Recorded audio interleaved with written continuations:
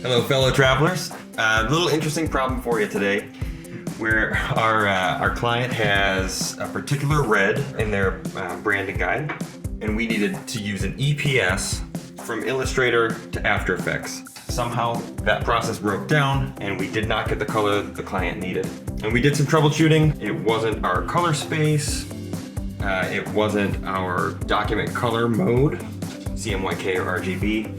It turns out it was one little checkbox when we're saving our Illustrator file to EPS. And Jamie Shaw here at jamietshaw.wordpress.com helped us out with the answer. Let's get into Illustrator here, indicating that if you save a file as an EPS, so here we are, we'll save new correct color. When you're saving a file as an EPS from Illustrator, if this little checkbox, which includes CMYK PostScript and RGB files, if you don't deselect this before you save the EPS file, Illustrator will override your EPS with CMYK. And you won't get the color you need. So here we are in After Effects with the EPS that is overriding with CMYK and not RGB. And this is a bright and vivid red. It's just not the red we need. I'll show you by dragging in the AI file over top. This is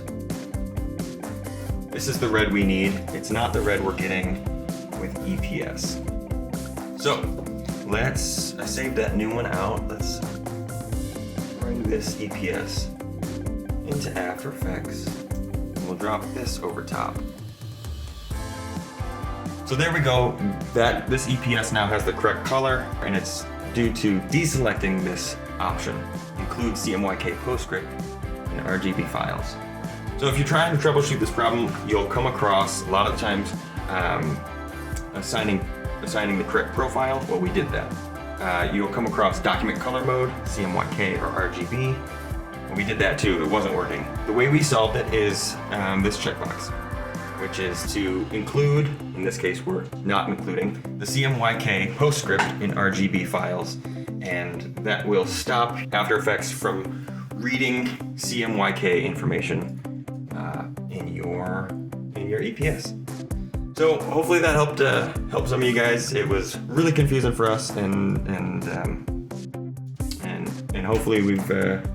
hopefully you've saved yourself now a little bit of trial and error. And in fact, what we're doing here is telling Illustrator not to save any of the CMYK information, only the RGB information.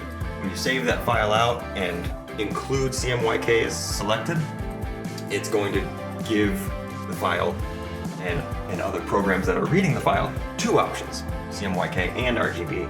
And for some reason, After Effects is being told it needs to open up that CMYK. That's not what we want. So we want to, in Illustrator, reject the CMYK. We're not saving that at all. We're only saving RGB. And you do it by selecting or deselecting include CMYK. And anyway, thanks for watching, and you guys have a good day.